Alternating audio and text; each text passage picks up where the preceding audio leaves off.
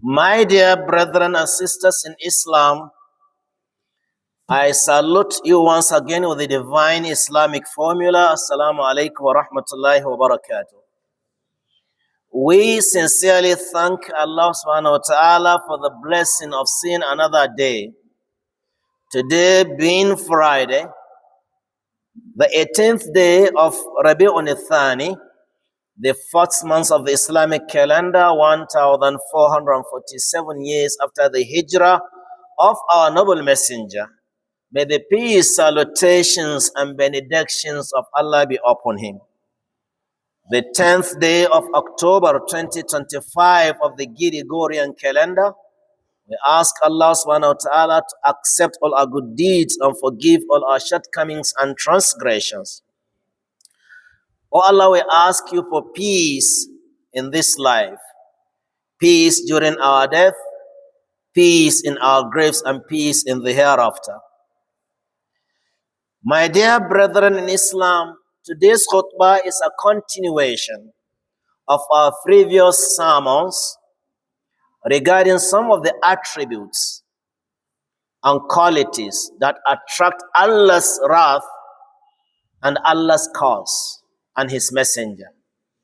We mentioned about 25 of them, of the hadith, that the people mentioned in those hadiths who are having the same characters that we have mentioned are caused by Allah subhanahu wa ta'ala. So today is a continuation. We are starting on hadith number 26, where the messenger alayhi salatu wasalam says, La'anallahu man khabba mra'atan ala zawjiha. Allah has caused whosoever spoils someone's wife to him. The scholars are of two different interpretations about this hadith. Some are saying spoiling one's wife is to, backbite or gossip someone's wife to him, telling him about something that she has done which will cause, disagreement between them, even can lead to divorce. Such kind of person who is trying to gossip and bring, disunity, division, disintegration between the marriages, such kind of people are accosted by Allah subhanahu wa ta'ala. The other interpretation of the hadith, they said someone who cohabits, who has an affair with someone's wife, he has already spoiled it for him. So it's under the curse. And today, we can see how some people develop the habit of taking one story or another from the wife to the husband, particularly in rented apartments where people are renting. Sometimes you see how gossiping and backbiting has become rampant. It attracts Allah's wrath and Allah's cause for whosoever cause division between the husband and wife. So please be a peacemaker, not a pieces maker. Some other, the other hadith, number 27, the messenger says, La'anallahu man khabbaba mamlukan ala sayyidi. Allah has caused whosoever spoils a slave to his servant, to his master. A slave refers to someone who is under the control of his master. And you try to gossip and backbite what the slave is doing in order to spoil him, you're under the curse of Allah subhanahu wa ta'ala.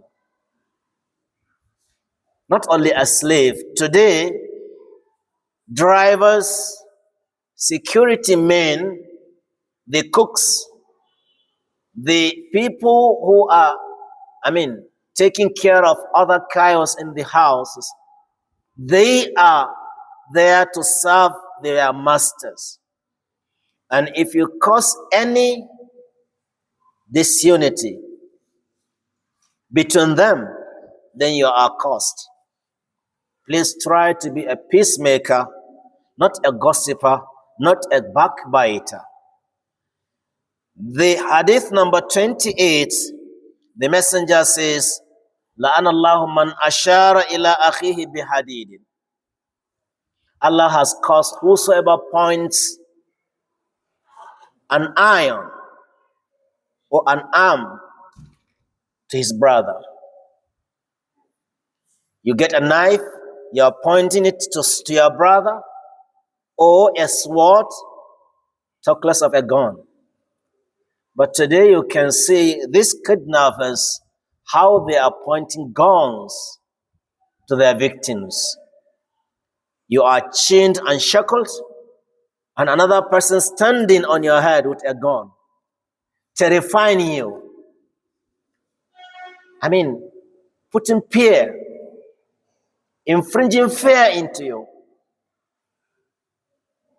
Because whenever you point a gun, or maybe a knife, or a sword, or any other arm that can cause harm to a person, you are going to make him to feel unsafe. And whenever he has this fear, you are caused by Allah subhanahu wa ta'ala. Talk less of killing your brother. Killing a Muslim is a kufr. That's what the hadith is saying. Number 29, it says, لَأَنَ اللَّهُ مَنْ مَنَعَ الزَّكَاةَ. Allah has caused whosoever denies zakah, almsgiving, which is one of the 5 pillars of Islam. The word of testimony, La ilaha illallah Muhammadur Rasulullah. Observing prayers, fasting, giving out zakah, and hajj. So zakah is one of the pillars of Islam, and it's one of the obligatories. Obligations, Allah has made it obligation upon every Muslim that has been enriched by Allah subhanahu wa ta'ala. Think about it. Allah says, okay, I have enriched you. I have given you wealth. You are now wealthy. You are rich. You have this so amount of money. Please, I want you to divide this money into 40. Take 1/40, give it to a poor man, and take the remaining 39. Please, what is Allah's fault here? But you refuse. Think of a bank now, says, okay, whosoever is going to give me 25,000 naira, I will give him 1 million naira. How do you think the row would be? How do you think how long the queue will be? But today Allah says, no, I'm not even asking you to bring it before I give. I will give it to you. Then when it is in your hands, divide it into 40 and give to any other, poor man. Allah has the ability and capability to provide for the other person. He wants to test your iman.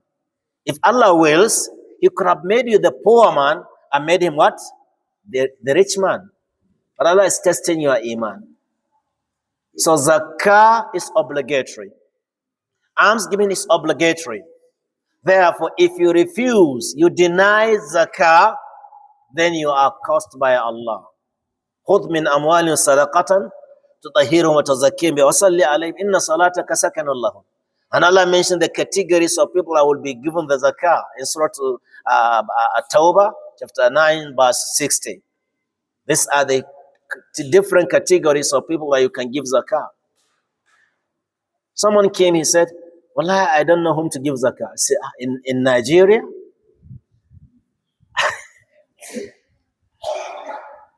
I said to him, don't you have drivers, securities, the cooks? He said, are they also entitled to zakah? Oh my God. So he thinks they are not entitled to give zakah, to collect zakah. These are the right people to be given zakah. When you give out zakah, start with the people immediate people that are very close to you. In fact, you cannot take zakah from where it is due to another town or city. It's not accepted. If your zakah in Abuja, should be given in Abuja. If it is in Wuye, let it be given to the Wuye people. Why? Because you live in Wuye. They are the people saying you. Sometimes these people that are under your control, they contribute to your to your wealth. Think of the driver. He drives you to go up and down, there and there, to make that money. Think of the security who provides your security. He guards you. He takes care of your house, either in or out. You are sleeping on your bed, he is awake. And you said, no, we cannot give him zakah. I pay him salary. That salary, and how much is the salary? Give him zakah. Give him 1 million naira, 2 million naira. And tell him not to get married again. Because it's our culture. Number 30, لَعَنَ اللَّهُ مَنْ انْتَسَبَ إِلَىٰ غَيْرِ أَبِيهِ. Allah has caused whosoever bears the name of other person than his father. You don't want to be attached to your father. The father gave us to you, who brought you to the world. You don't want even people to know about him. Because he's poor, because he's this and that. No. Even if he's a Kabeer, it's your father. That's the will of Allah. That's the destiny. Remember the Sahaba, most of them, their parents are not Muslims, and they have never changed. Umar al-Khattab, the second caliph, the Iron Caliph, he has never changed the name of his father, Al-Khattab. Uthman ibn Affan has never changed. Ali bin Abi Talib has never changed. Then why do you want to change the name of your father because he's poor? Because he's this and that? No. If you do that, you are cursed.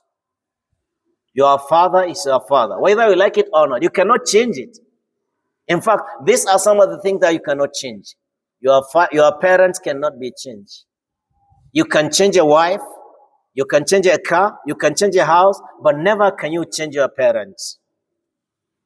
In whichever destiny Allah has decreed, you should be proud of your parents, whether they are rich or poor.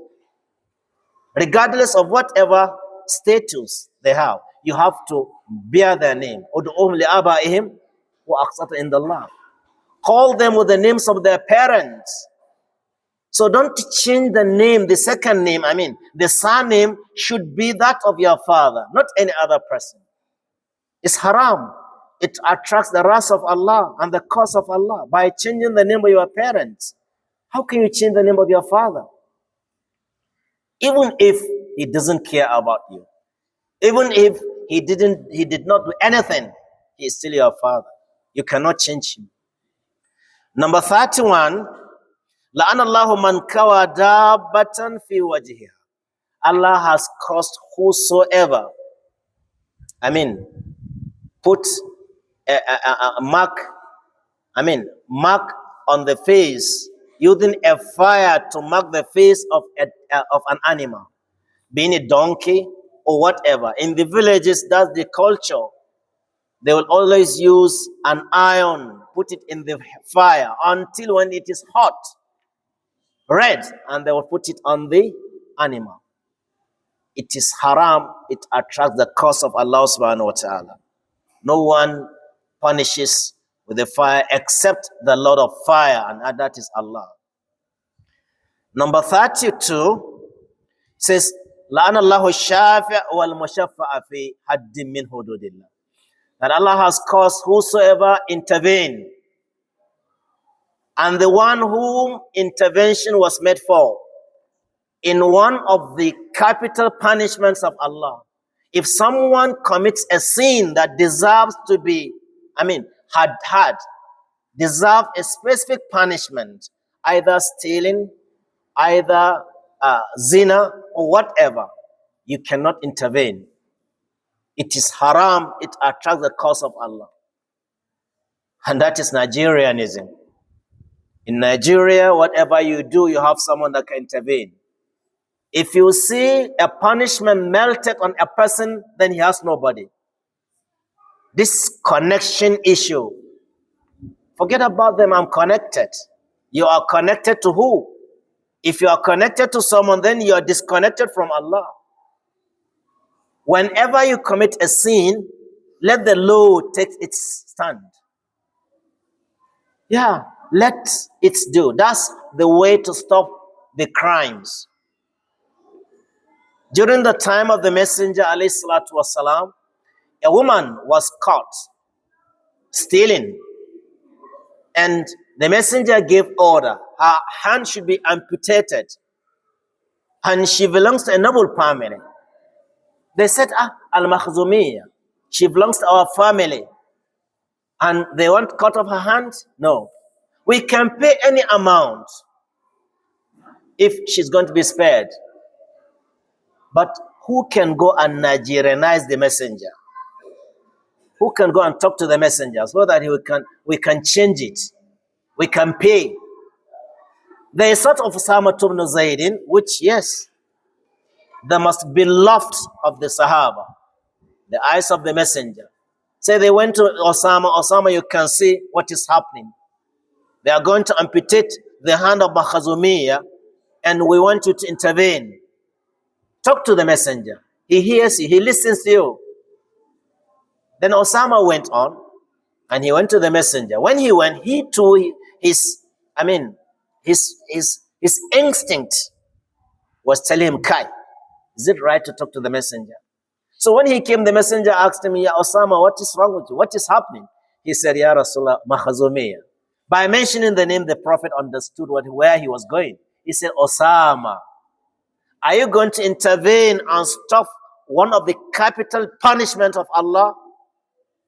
Wallahi, I swear by the whom my life is in his hands. If Fatima, the daughter of Muhammad, would steal, I would have her hand cut up. Talk less of Makhzumiyya. This is why there is no Nigerianism. And the Messenger stood on the pulpit. He said to the mankind, what is happening to the people? This is what destroyed the nation that came before you.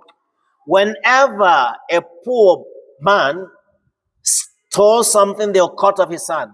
But when a big man, this issue of big manism, the bigger rats are there running all over, but the smaller ones are in the prison. That is Nigeria. You go to prison, you find someone in prison for 5 years because of 5,000. And someone who stole hundreds and hundreds of billions is outside. That's what is destroying the Ummah. That was the Messenger said. So intervening and stopping the capital punishment or any other punishment deserves to be melted on anyone, thus attracts the curse and wrath of Allah on the person. May Allah protect our iman. The 33rd one, لَعَنَ اللَّهُ امْرَأَةً خَرَجَتْ مِنْ بَيْتِ زَوْجِهَا بِغَيْرِ إِذْنٍ. Allah has caused a woman that goes out of her husband's house without his permission. So listen very carefully, my dear sisters. If you are going out as a married woman, seek the permission of your husband. That's Allah's law. And if he permits you, wherever he says, that's where you're stopping. If you say, I'm going to the house of Ahmad, make sure it's only house of Ahmad. Any other neighboring houses is haram for you. If you go there, Allah will curse you, the angels will curse you. In other narration, such a lady or such a woman will be cursed by the angels until when she returns back home. So be careful, my sisters. Seek the permission of your husband before going out. Second to the last one, لَعَنَ اللَّهُ امْرَأَةً هَجَرَتْ فِرَاشَ زَوْجِهَا. Allah has caused whosoever migrates and, distance her husband's bed. She tries to neglect him, to turn her back on him. That is to say, she refuses herself to him. Such a woman is cursed by Allah subhanahu wa ta'ala, either on the bed or she goes out to any other room. May Allah protect our iman. Last another list. لَعَنَ اللَّهُ تَارِكَ الْأَمْرِ بِالْمَعْرُوفِ وَالنَّهْيِ عَنِ الْمُنكَرِ إِذَا قُدِرَ عَلَى ذَلِكَ إِذَا أَمْكَنْهُ ذَلِكَ. Allah has caused whosoever abandons or refuse to command the righteousness and also refuse to stop evils and sins, and he has the right to do that.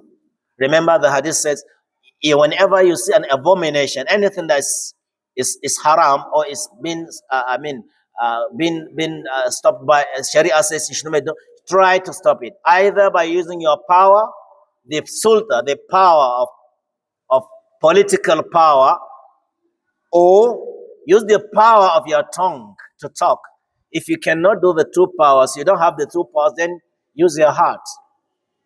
That is to feel insecure, to feel that that thing is not good. These are the 10 we have for today. Inshallah, next week, if there is anything, if there is nothing that crosses, then inshallah we'll continue with the other ones. May Allah make it easy for us, and may Allah continue to guide us. All right. Assalamu alaikum wa rahmatullahi wa barakatuh.